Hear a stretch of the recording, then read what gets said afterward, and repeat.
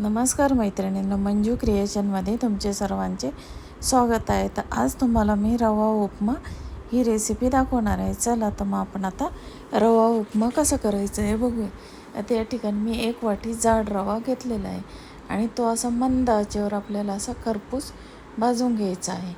तर चला आता आपला रवा भाजून झाला आहे. आता आपण फोडणी देऊया. आता या फोडणीमध्ये मी जिरे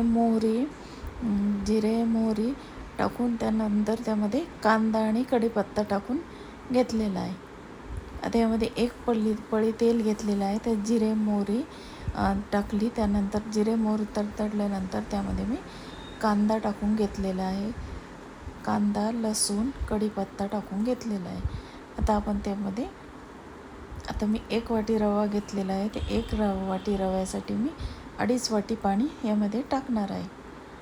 तर बघा, 1 वाटीसाठी 2.5 वाटी पाणी मी टाकून घेतलेलं आहे. आणि आता आपण यामध्ये मीठ टाकून घेऊया. आता आपण 2.5 वाटी पाणी टाकून घेतलेलं आहे. आता यामध्ये आपल्याला मीठ टाकून घ्यायचं आहे.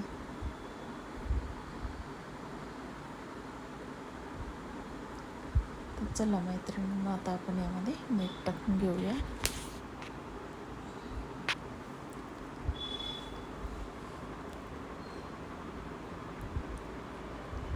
आणि आता यामध्ये थोडंसं किसलेलं आलं टाकायचं आहे आपल्याला. मीठ टाकल्यानंतर, कारण आलं टाकलं की उपम्याची टेस्ट अजूनही छान होते.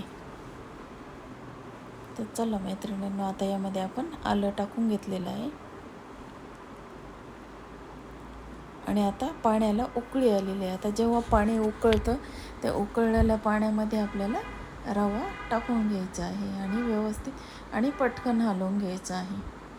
तर बघा मैत्रिणींनो, अशा प्रकारे त्यामध्ये आपण सर्व रवा टाकून व्यवस्थित पटकन हलवायचं आहे. जर आपण ते हलवून घेतलं नाही तर त्याच्या गाठी होतात. त्यामुळे रवा हा टाकल्याबरोबर आपण व्यवस्थित असं एकजीव करून घ्यायचा आहे. तर बघा, आता आपण हा सर्व रवा त्यामध्ये टाकून घेतलेला आहे आणि आता व्यवस्थित आपण सर्व जिन्नस एकजीव करून घेतलेले आहे. आणि आता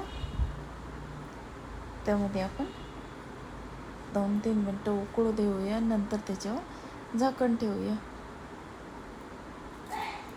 तर बघा मैत्रिणींनो, अशा प्रकारे आता आपण हा आपला उपमा रेडी झालेला आहे. आता मी तो सर्विंग बाउलमध्ये सर्व केलेला आहे. तर बघा, अशा प्रकारे ही रवा उपम्याची रेसिपी कशी वाटली तुम्हाला? आवडली तर माझ्या चॅनलला लाईक, शेअर, सबस्क्राईब करा. धन्यवाद.